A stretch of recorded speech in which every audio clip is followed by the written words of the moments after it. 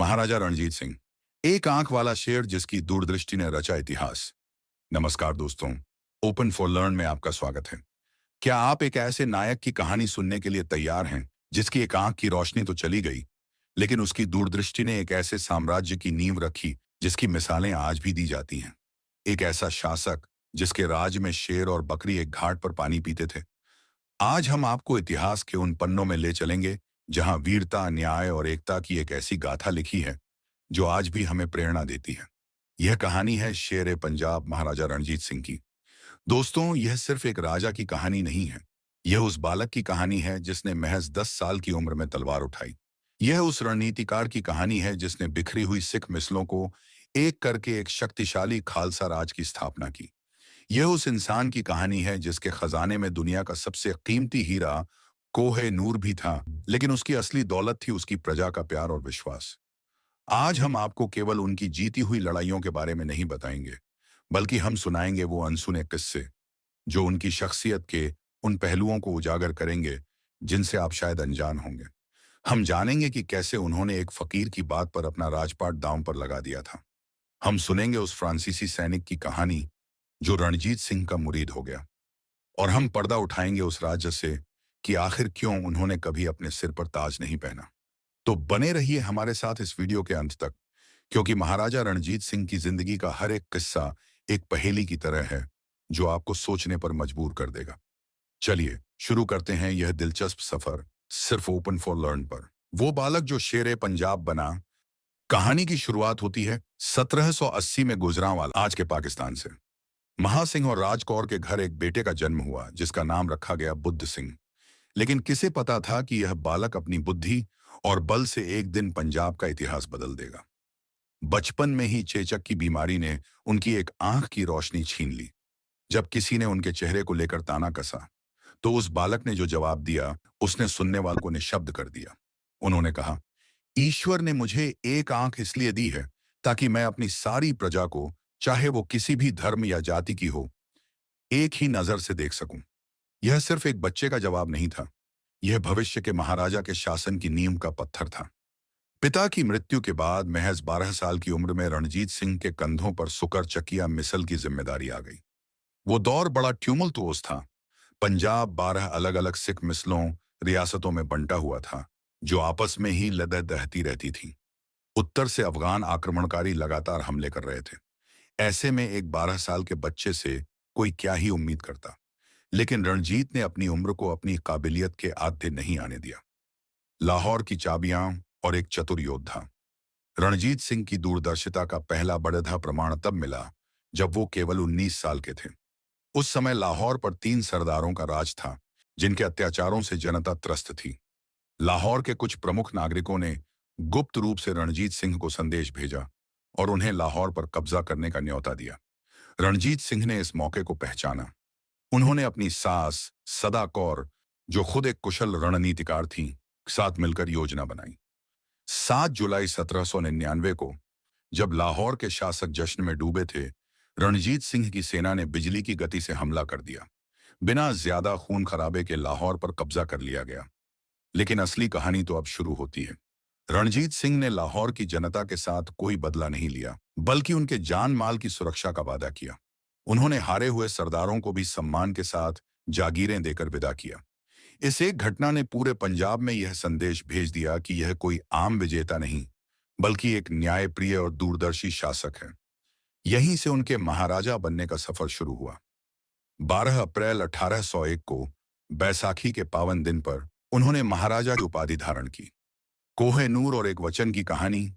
महाराजा रणजीत सिंह के खजाने की सबसे बड़ी शान था कोहे नूर हीरा। लेकिन इस हीरे को पाने की कहानी भी बड़ी दिलचस्प है।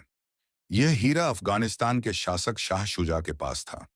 जब शाह शुजा को उसके भाई ने गद्दी से हटाकर कश्मीर में कैद कर लिया, तो उसकी बेगम वफा बेगम ने लाहौर आकर रणजीत सिंह से मदद की गुहार लगाई।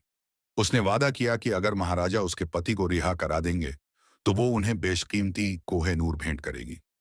रणजीत सिंह ने अपनी सेना भेजकर शाह शुजा को कैद से आजाद कराया और उसे सपरिवार लाहौर में शरण दी। जब वचन पूरा करने का समय आया तो शाह शुजा आनाकानी करने लगा। कई महीनों तक वो टाल मटोल करता रहा। उसने यहां तक कह दिया कि हीरा गिरवी रखा हुआ है। लेकिन रणजीत सिंह भी कच्चे खिलाड़ी नहीं थे। उन्होंने विनम्रता लेकिन दृढ़ता से अपना वचन याद दिलाया। अंत में एक दिन शाह शुजा ने रणजीत सिंह को अपने महल बुलाया। दोनों कुछ देर चुपचाप बैठे रहे। फिर शाह शुजा ने एक छोटी सी पोटली रणजीत सिंह की ओर बढ़ा दी। महाराजा ने उसे खोला और कोहे नूर की चमक ने पूरे कमरे को रोशन कर दिया। रणजीत सिंह इस हीरे को अपनी बाहों पर बांधते थे और यह उनके शक्तिशाली साम्राज्य का प्रतीक बन गया। फौज खास जब पंजाब में गूंजी फ्रांसीसी परेड, रणजीत सिंह जानते थे कि अंग्रेजों और अफगानों जैसी बड़ाई दिधी ताकतों से लद्द रहने के लिए सिर्फ पारंपरिक युद्ध कला काफी नहीं होगी। उन्हें एक आधुनिक और अनुशासित सेना की जरूरत थी। इसके लिए उन्होंने यूरोपीय सैन्य अधिकारियों की मदद ली।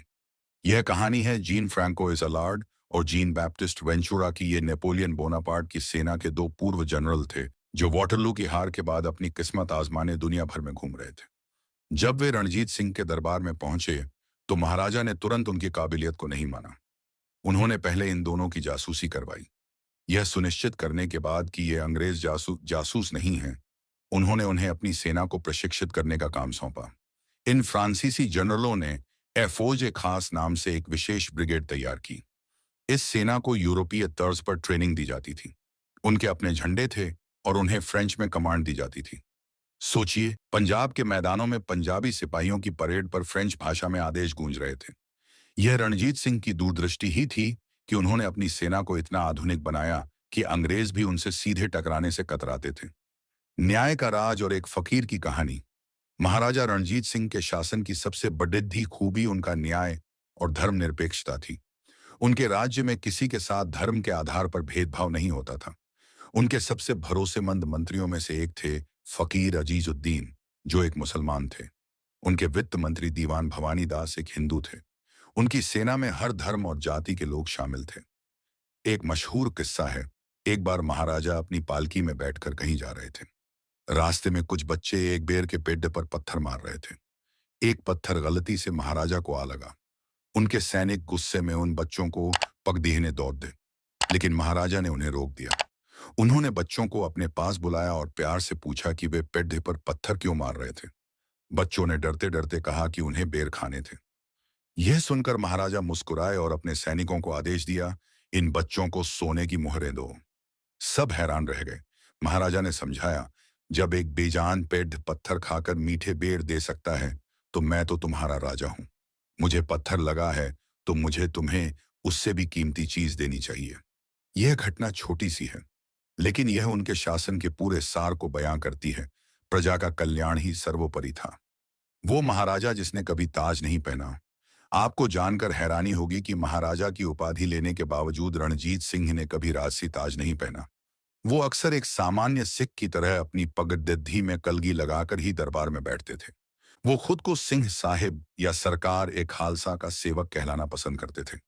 उनका मानना था कि असली शासक तो गुरु गोबिंद सिंह जी द्वारा स्थापित खालसा है और वो तो बस उनके एक सेवक हैं। उनके सिक्कों पर भी उनका नाम नहीं बल्कि नानक सहाय या गोबिंद सहाय लिखा होता था। यह उनकी विनम्रता और अपनी जद्दों से जुड़े रहने का प्रतीक था। वो जानते थे कि शक्ति पद में नहीं बल्कि लोगों के दिलों में राज करने में है। एक युग का अंत। 1839 में एक लंबी बीमारी के बाद महाराजा रणजीत सिंह का निधन हो गया। उनके निधन के साथ ही जैसे पंजाब की आत्मा ही चली गई। उनकी बनाई हुई एकता की दीवार में दरारें पड़ी रहने लगीं और अंग्रेजों को पंजाब पर कब्जा करने का मौका मिल गया। उनके निधन के महज 10 साल के भीतर ही 1849 में शक्तिशाली सिख साम्राज्य ब्रिटिश साम्राज्य में विलीन हो गया। कोहे नूर को लाहौर से ले जाकर ब्रिटेन की महारानी के ताज में जद दिया गया।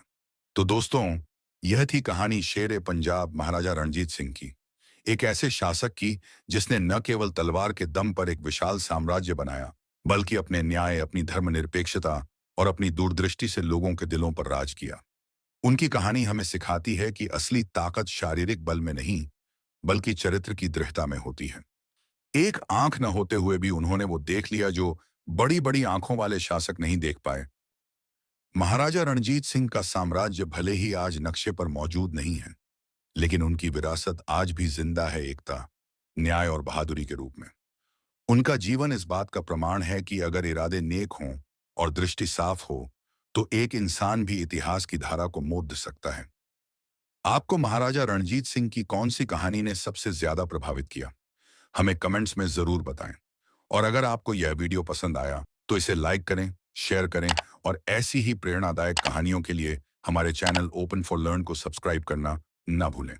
मिलते हैं अगले वीडियो में एक नई कहानी के साथ। धन्यवाद।